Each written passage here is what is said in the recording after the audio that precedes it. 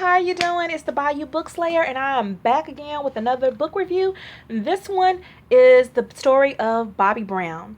The title of the book is Every Little Step, and I purchased it online for $12.99. It came out a couple of weeks ago, and I am, whew, let me tell y'all, he spilled a lot of secrets in this book.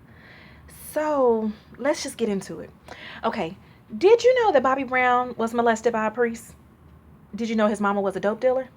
Did you know that Whitney Houston slept with Tupac? Did you know that he slept with Janet Jackson and Lisa Nicole Ray? And I ain't gonna tell you all because you gotta read it to find that part out. But let me tell you, let me give you my review of the book. I would give it a 3-star. It's 180 pages. It's a very easy read. I would say take it on vacation. Take it if you're going to the beach. You can breeze through it. It's a tell-all. I don't feel like he threw his ex-wife, under the bus. I felt like he was very respectful of Whitney, but he also had to stand in his truth. And because he was always known as the bad boy of R&B, he never really had a chance to defend himself. Now, he had the show that there was one season, a reality show with him and Whitney. He also but Whitney did that interview with Oprah, and she did say that Bobby abused her, spit in her face in front of the daughter. You know, I think she did this interview after she had got out of rehab. So I watched that interview years after. But I always felt like she wasn't being honest. I felt like she was basically coming up with a lot of excuses, and she was always putting all of the blame on Bobby.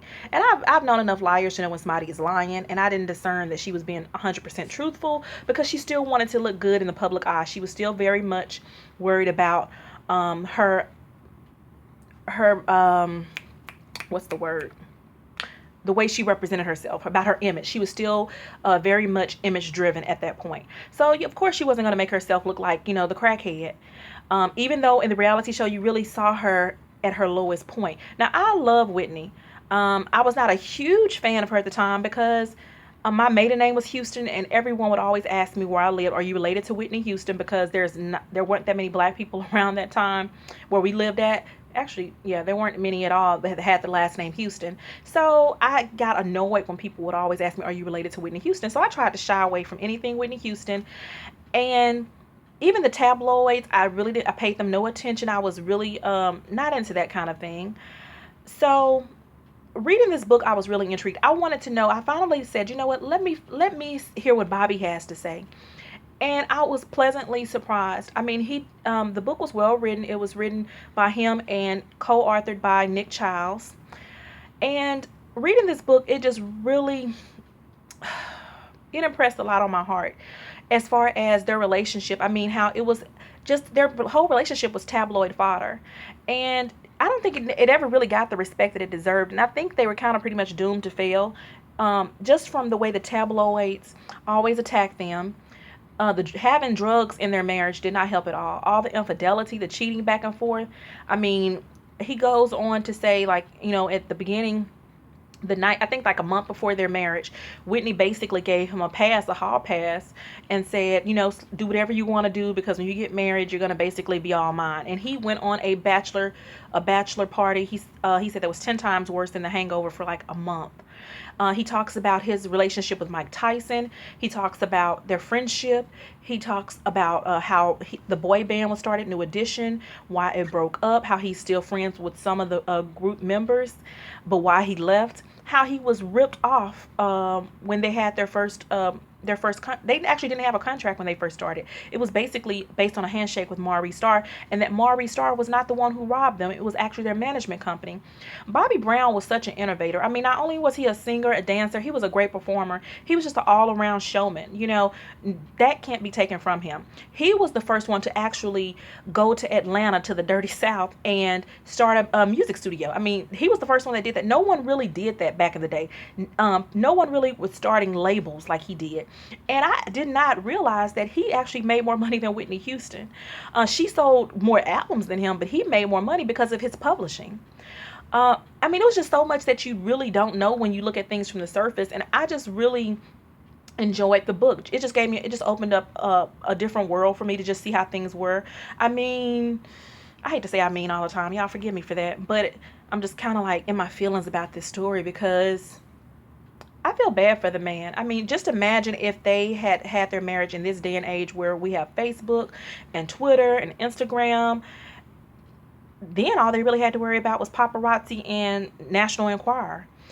Things have changed so much. So I would say give the book a read, especially if you want to know more about his life, about all of the things they went through.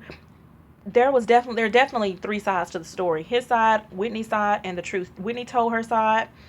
Bobby's telling his side, and then there's always the truth. That man went through a lot. I mean, to lose his mom and dad back to back, his ex-wife, and then his child. He lost his sister. He's been through hell and back.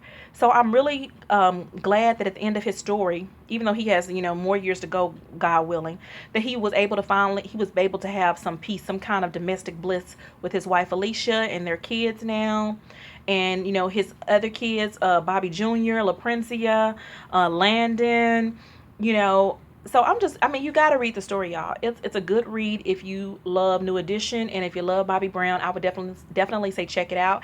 He goes into depth, and he talks about his family. I never really knew much about his family. Definitely didn't know his mom was a drug dealer. He talks about what it was like growing up in Boston in the projects, and how at 14 years old he was the breadwinner for his family, and how he felt like his dad resented him because he was the breadwinner, and basically how his family just kind of mooched off of him.